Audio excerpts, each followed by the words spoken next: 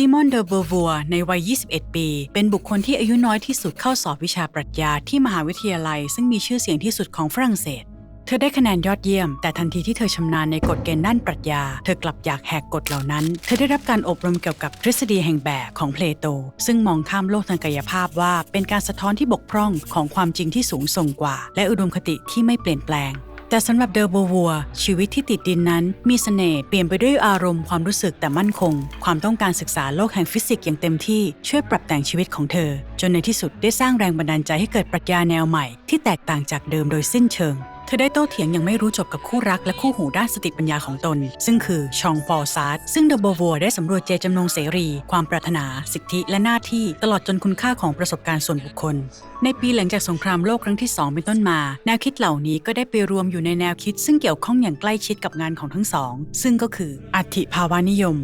ในขณะที่ธรรมเนียมของศาสนายูดาห์คริสต์สอนว่ามนุษย์เกิดขึ้นพร้อมกับเป้าประสงค์ที่กำหนดมาจากเบื้องบนเดอ โบวัวและซาร์ตเสนอแนวคิดทางเลือกแนวใหม่โดยแย้งว่ามนุษย์ล้วนเกิดมาอย่างเสรีคือเกิดขึ้นโดยไม่เกี่ยวกับแผนการจากเบื้องบนตามที่เดอ โบวัวรับทราบความเสรีนี้เป็นทั้งความสุขและภาระเธอถกไว้ในหนังสือเรื่อง The Ethic of Ambiguity ว่าข้อบังคับทางจริยธรรมที่ยิ่งใหญ่ที่สุดของเราคือการสร้างความหมายแห่งชีวิตของตนเองในขณะที่ปกป้องเสรีภาพของผู้อื่นให้ทำในสิ่งเดียวกันดังที่เดอ โบวัวได้เขียนไว้เสรีภาพซึ่งสนใจเพียงการปฏิเสธเสรีภาพต้องได้รับการปฏิเสธเสีย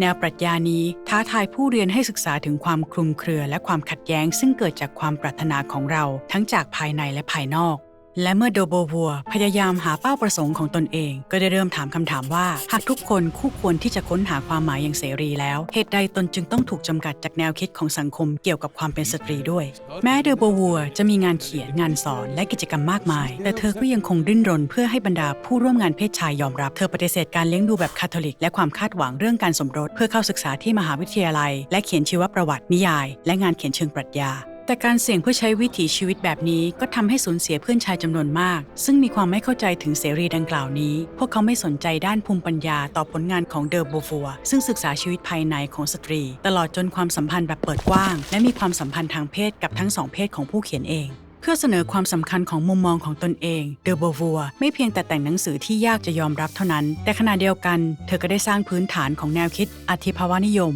เดอ โบวัวได้นิยามข้อจำกัดของเพศสมัยThe Second Sex ตีพิมพ์ในปี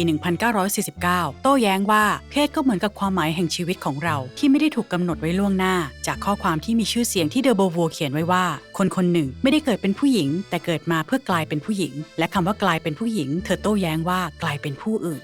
เดอ โบวัวได้นิยามคำว่าการเป็นผู้อื่นเป็นเสมือนกระบวนการที่ติดฉลากบ่งชี้ว่าผู้หญิงมีความด้อยกว่าผู้ชายซึ่งได้รับการนิยามตั้งแต่อดีตว่าเป็นมนุษย์ในอุดมคติในฐานะที่เป็นผู้อื่นเดอ โบวัวโต้แย้งว่าผู้หญิงถูกมองว่าเป็นรองผู้ชายดังนั้นจึงถูกจำกัดอย่างเป็นระบบในการแสวงหาเสรีภาพ The Second Sex กลายเป็นบทความสำหรับสตรีที่สำคัญนำเสนอประวัติศาสตร์อย่างละเอียดเกี่ยวกับการกดขี่สตรีและเต็มไปด้วยพยานหลักฐานเกร็ดเล็กเกร็ดน้อยการรวมหนังสือ The Second Sex เข้ากับประสบการณ์ส่วนบุคคลและการแทรกแซงทางปรัชญา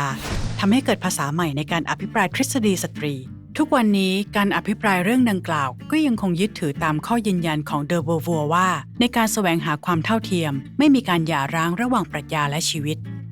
แน่นอนว่าเช่นเดียวกับงานพื้นฐานใดๆอุดมคติใน The Second Sex ถูกตีแผ่ตั้งแต่การพิมพ์หนังสือนักคิดยุคใหม่จำนวนมากสำรวจวิถีทางเพิ่มเติมที่บอกว่ามนุษย์คือผู้อื่นที่เดอ โบวัวยังไม่ทราบซึ่งรวมถึงอัตลักษณ์ด้านเชื้อชาติและเศรษฐกิจรวมถึงเพศและรสนิยมทางเพศที่กว้างมากขึ้นซึ่งเป็นเรื่องที่เราเข้าใจในทุกวันนี้มรดกตกทอดจากเดอ โบวัวมีความซับซ้อนยิ่งขึ้นเมื่อเธอถูกกล่าวหาว่าประพฤติผิดทางเพศโดยศิษย์2 รายในมหาวิทยาลัยที่เธอสอนเมื่อเผชิญกับข้อกล่าวหาเธอถูกถอนใบอนุญาตการสอนจากการละเมิดและใช้ตำแหน่งในทางที่ผิดในส่วนของเรื่องนี้และอื่นๆชีวิตของเดอ โบวัวยังคงมีความขัดแย้งและงานของเธอก็นำเสนอการโต้เถียงกันซึ่งเกิดขึ้นในช่วงที่เกิดแนวคิดสตรีนิยมยุคแรกเธอเข้าร่วมในการอภิปรายโต้เถียงเหล่านี้ตลอดชีวิตของเธอเขียนนิยายปรัชญาและอัตชีวประวัติจนถึงแก่กรรมในปีคริสตศักราช 1986